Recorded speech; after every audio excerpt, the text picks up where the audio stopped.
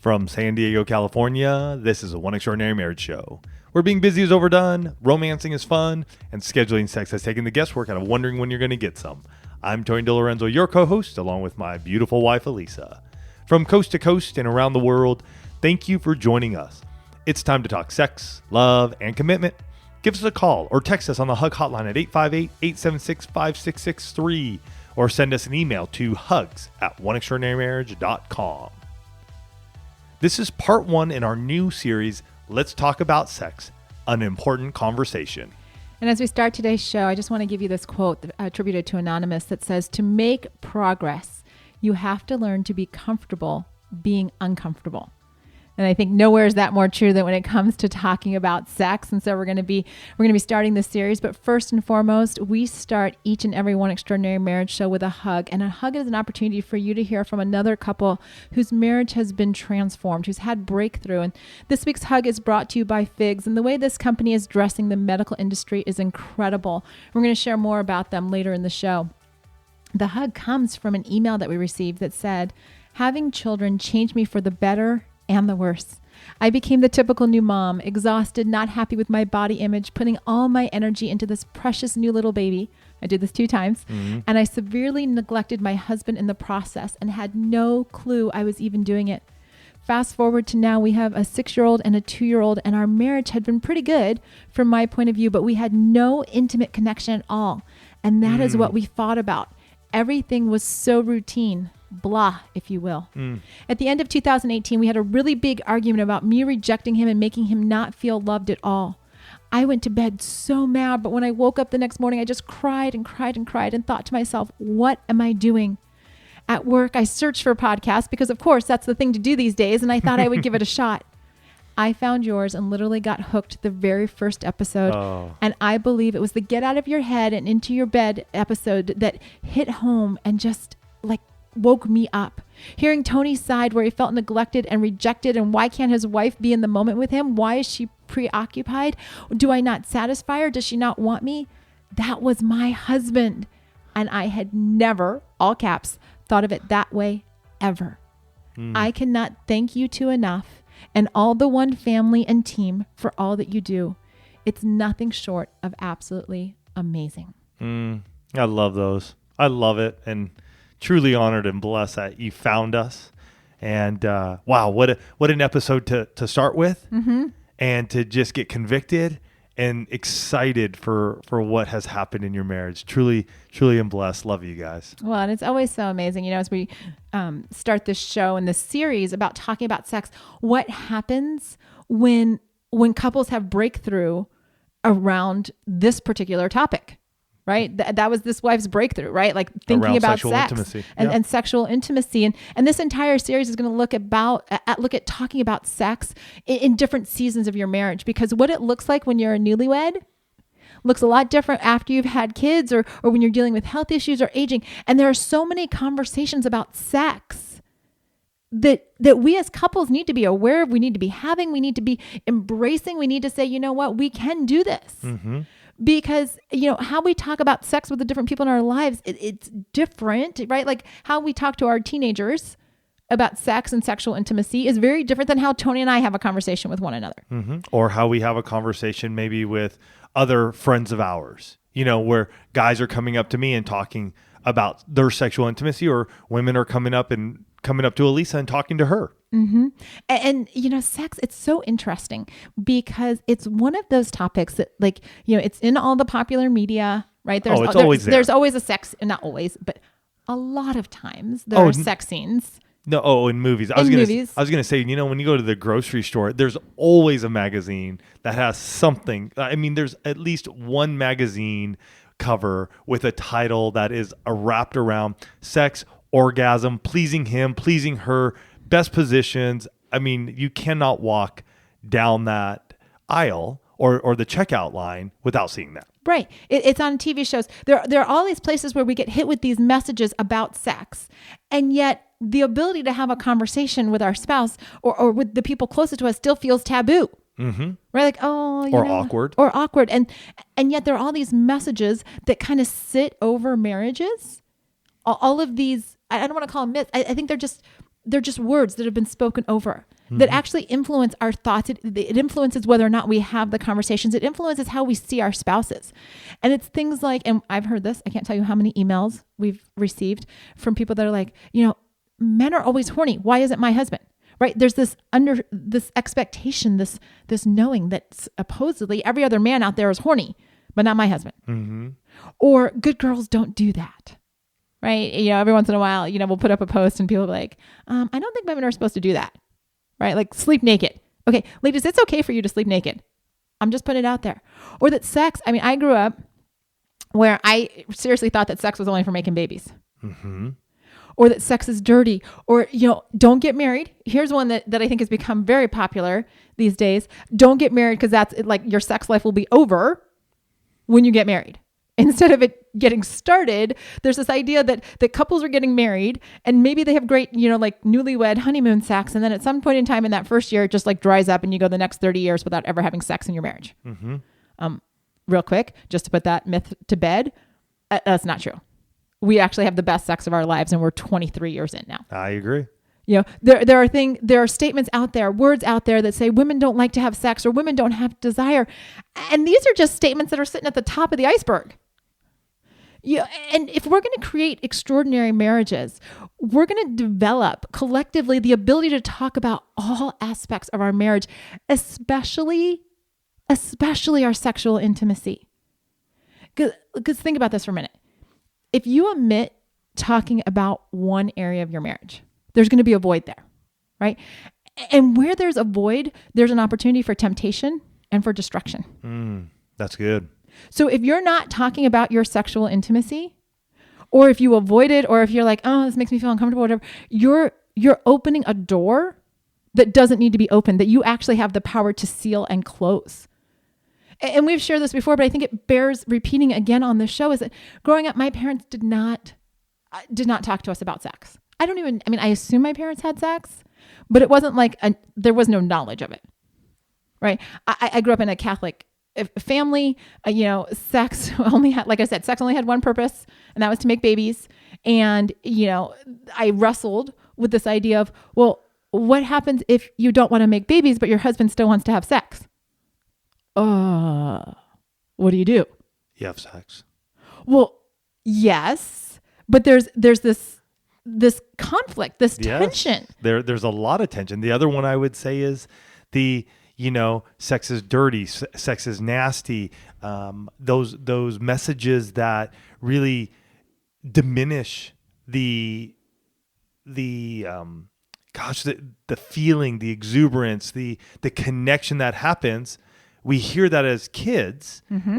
And when I say kids, even teenagers, and yet it's not put in context. And so when we do get married, it's hey, flip the switch. Mm-hmm. Like, we're married now, so we're supposed to have sex all the time, everywhere. It's supposed to be good. And that messaging that we grew up with is really hindering us from truly connecting or even talking about our sexual intimacy. Absolutely. And there are things like, how many times have you played the scenario when you're sitting in the car and you're trying to go on a date and you're like, what do you want to do? I don't know. What do you want to do? I don't know. What do you want to do? And it becomes this tug of war. We do the same thing in our sex lives because we're not talking about it. Right. Mm-hmm. We've developed, there are some people, and I think especially women, but I'm not going to rule out that this happens for men. I can only speak as a woman, that we're taught not to ask for what we want and not to express what we desire about anything. And so then we get into marriage and our husband's like, well, what feels good? And you're like, I'm good. It's fine. And he's like, no, I want to know, I want to know how to please you. I want to know what feels good. And you're like, I'm good. I'm good. And he's like, babe, I want to know. And we've never developed the ability to say, yeah, touch me here. Or I like it when you do that, and have it be okay. Have this expression of desire be okay. And so we're in this place where our marriages are being stifled collectively because we don't want to make our spouse feel like we don't want to be the one to bring it up and make somebody feel bad that we're bringing it up, because there's this perception that they're going to think, well, I must be inadequate. If we're talking about sex, it must mean that I'm not doing something right. Or, some of you said that, well, my spouse isn't comfortable talking about sex. I grew up not being comfortable talking about sex. right? Like it just wasn't even done. I mean, I guess I wasn't uncomfortable. It just didn't happen. But like anything, I mean, many of you have children. You know that there are a lot of things that the first time they try and go do it, it's not comfortable and they want to give up. It's too hard. I don't want to. But as parents, you know, hey, you're going to need to learn how to do that. And so we continue to encourage, we continue to push, we continue to move forward. It's the same thing. Right? It can't be one of those things where it's good for the kids, but it's not good for the adults. And I know that some of you have fears around this, or that your spouse has told you, you know what, this really isn't important. The reality is talking about sex is so, so important for the two of you. You know, last week we talked about vulnerability. And I really do think that in that episode, when we talked about vulnerability, this comes up, right? Are we willing now to be vulnerable with our spouse? Because that's going to be the place where we get close to each other and we can have those conversations about what does feel good. You know what I'm saying? And so there is this place of having to step into that when we start talking about sex with our spouse. Like you said, and I loved how you expressed this and shared this, is knowing how you enjoy the touch and what feeling that gives you allows me to know. We didn't do that when we were younger. We never did that when we were newly married. We didn't go down that path. And so for me, it was a guessing game. It really was a guessing game of, does this work for my wife? Is she actually desiring and having pleasure from what I'm doing? Or is it just another thing on her to-do list? And so as we began to open up and have the conversation, a very important conversation around our sexual intimacy, that's when I believe you and I begin to see the importance of it. Because with that, I began to please you in a way that you liked. And I knew about it. Right. And that was on me because, you know, even as you were describing that just there, I'm like, I was kind of like a moving target. Right. Yes. And I'm sure you felt that way because there were times when I felt that way. Because if I wasn't verbalizing to Tony that works, then he'd be trying something. And I'm like, in my head, I'm going, it's not working. It's not working. It's not working. Oh my gosh, I wonder if he's going to find the spot. Or if I'm just going to lay here and he's not going to find it. Or just finish, Tony, so we can just move on. I think that was a lot of your internal messaging to yourself or internal chatter. Like, just finish, Tony, so we can just move on because I'm done here. Because I'm done. And you obviously can't find the spot. Well, he couldn't find the spot because he didn't have a map. Right. He didn't have it. We weren't talking about it. There were years when I told him, and I know I said the words out loud, you know what? This is just not important. This is not important. And I saw this quote the other day that rocked my world. And it said, if you tell or show your spouse that sex is not important to you, and I would even say talking about sex is not important to you, don't be upset when they go somewhere else to find that importance. Because you've said it's not important. I was like, oh, okay. That one was like a punch in the gut. The check your heart moment.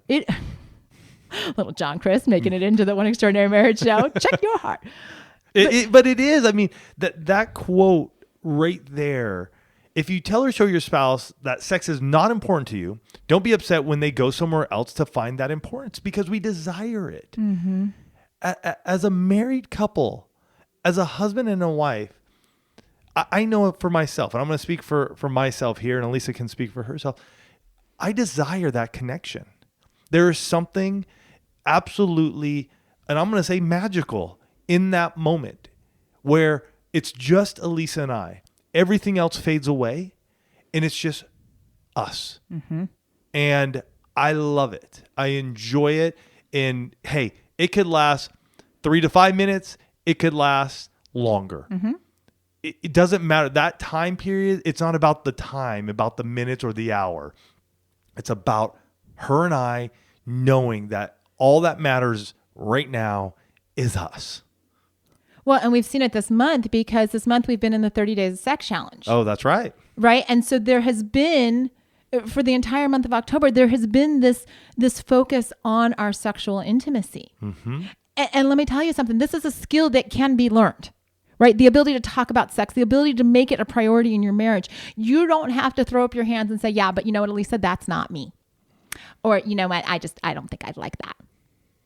That would be a check yourself moment, because you can, we're seeing it. We're seeing it with all of these folks who, I mean, guys, women have said in the group, I wanted my period to end faster because I wanted to go back to having sex with my husband. Yeah.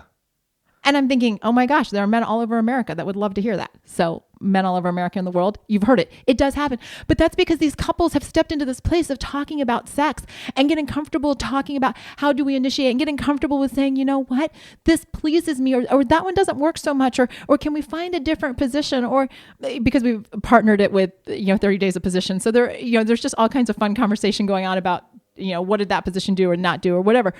But because these couples said, you know what, just like us, we're going to focus on this. It's developed in them this ability to be comfortable being uncomfortable, of stepping out, of stepping into this place. And, we've got to be couples that can make this shift in our marriage. We've got to be couples that say, you know what, I'm going to do this. So let's talk about what this can look like practically. Let's talk about strategy. But first, we want to thank this week's sponsor, and that's FIGS. And we can all agree that nurses, doctors, dentists, and all the medical professionals are pretty awesome. We're grateful that they're there. But sometimes the scrubs that they wear don't make them feel as amazing or as important as they are. FIGS is an amazing company that is making scrubs both stylish and functional for the people who deserve it most. No more ugly and uncomfortable scrubs. Now you can wear scrubs that are fashionable and have places to hold all your life-saving tools. In FIGS scrubs, medical professionals can look their best, feel their best, and perform their best every day. And it's more than just scrubs. I actually have to share, there is a couple in Summit Partners in the Position of the Month Club. The wife heard about FIGS. She went out and got two of the super soft t-shirts, the underscrub t-shirts for her husband after hearing how much Tony likes them. He got them. He loves wearing them. She loves him in them. She went out and got 4 more. It's so amazing. So whether you're one of the awesome humans that works in healthcare or someone that wants to say thanks to these deserving folks, FIGS is going to make that easy by providing you with 15% off your first purchase by using code 1.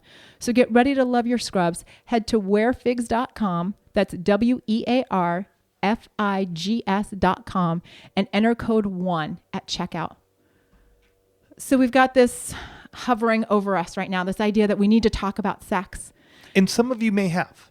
Some of you may have brought it up and you're all in. Some of you maybe, you've brought it up. Maybe you've picked up, our book, Connect Like You Did When You First Met, 101 Proven Questions for Couples. And there's a section on sexual intimacy. Maybe you've asked 1 or 2 of them and you've set it aside and said, not for us. Maybe some of you have picked up our 19 questions to amazing sex and have picked that up and, asked 1 or 2 questions.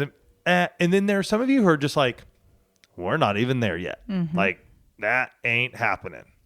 I first want to just share with you, because we asked all of you on Instagram and said, what are those areas that you wish you could talk about when it comes to sexual intimacy? Okay. And I want to give you, this is definitely not an exhaustive list, but I want to give you these topics because if you haven't discussed it in your marriage, it's possible that there's conversation that's kind of brewing under the surface that maybe you need to have. Yeah. So some of you wanted to talk about technique, right? What works for me? What works for you? Am I doing it right? Can you give me some feedback here? Or you want to be able to show your spouse without it having being taken the wrong way. True. Okay. Right. So some of that around technique. Some of you want to have conversations on trying new things. Can we try new positions? Can we look at the Position of the Month Club and get a new position every month and just try one new position? And you'd be surprised at what would happen if you just had that and just tried one new position a month. Over the course of a year, you would try 12 new positions. And just for a heads up, the average couple has 2 or 3 positions that they do all the time. So you would be in a whole new league if you at least gave it a shot. And I'm not saying it works out every time, even for Elisa and I.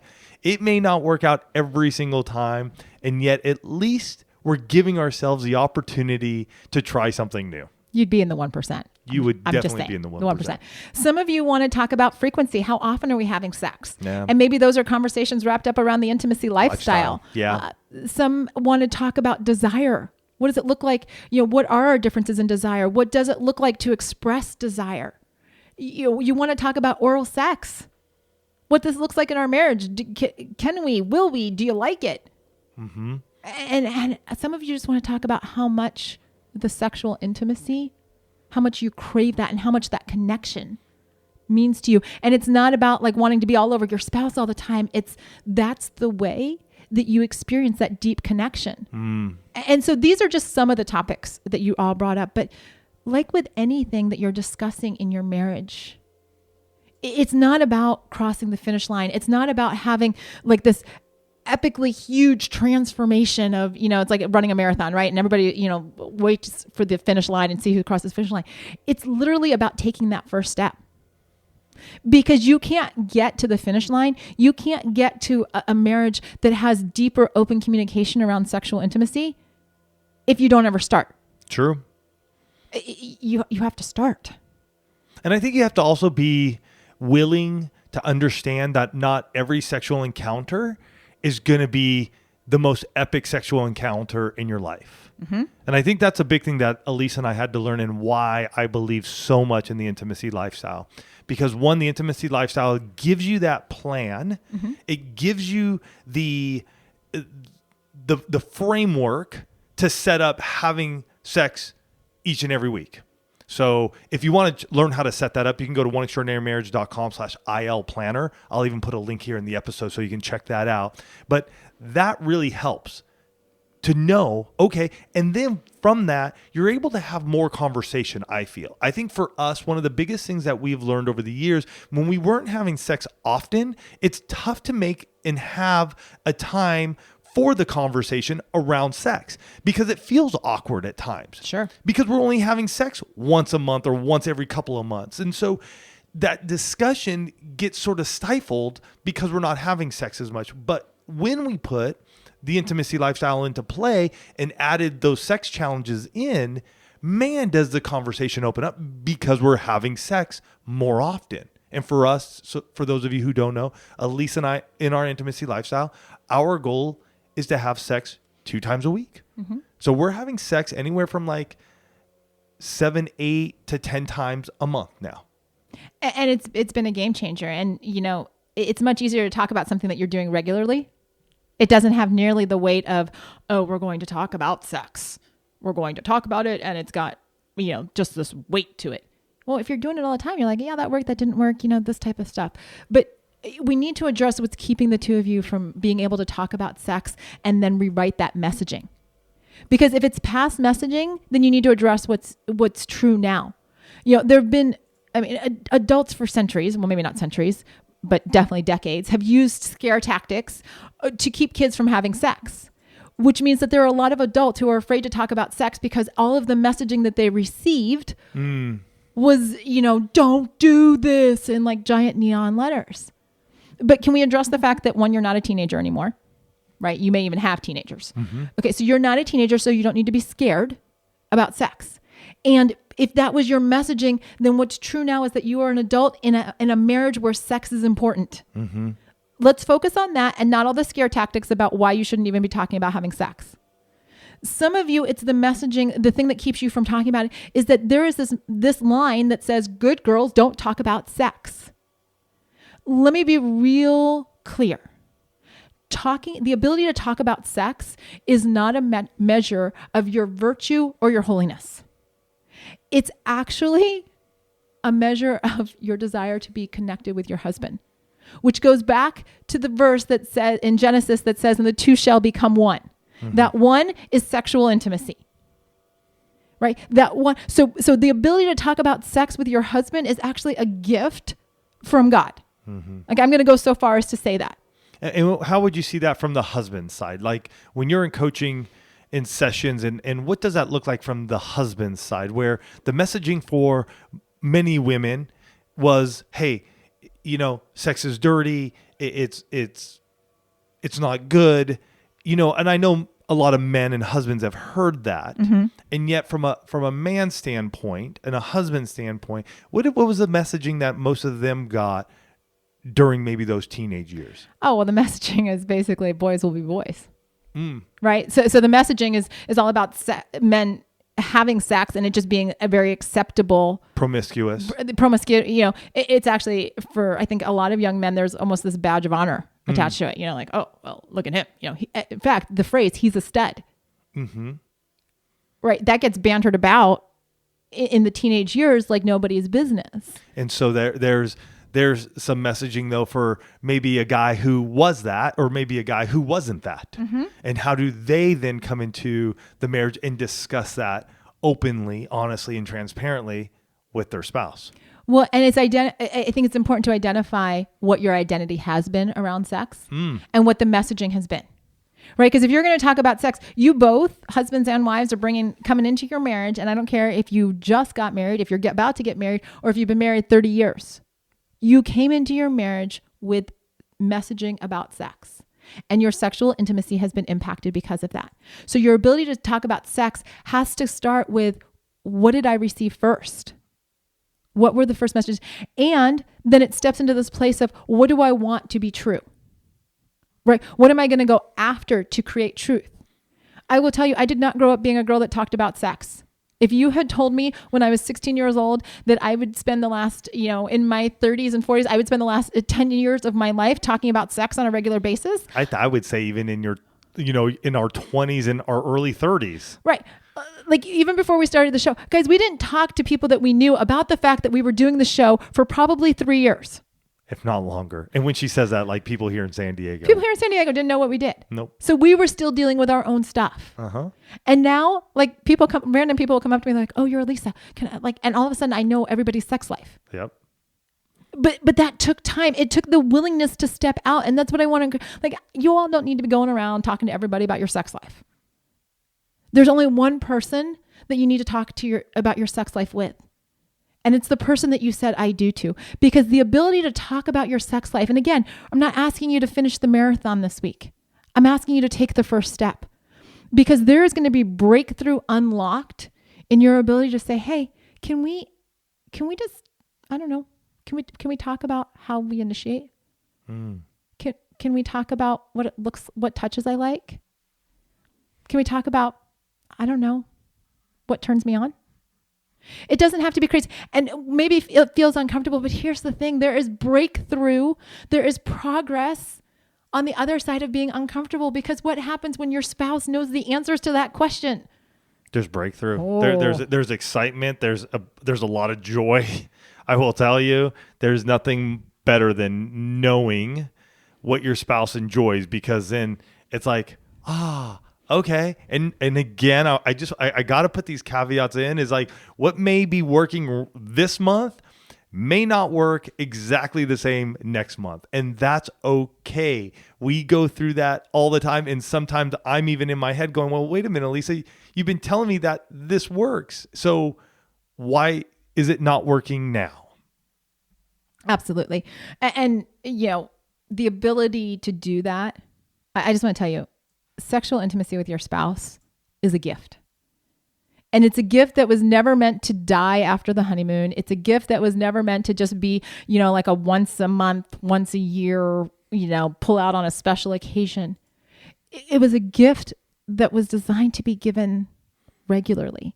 And we want to encourage you throughout this series to start exploring what that might look like in your marriage, especially as we wrap up the end of this year and head into the new year. What will your sexual intimacy look like throughout this new season? Yeah, it's an important conversation.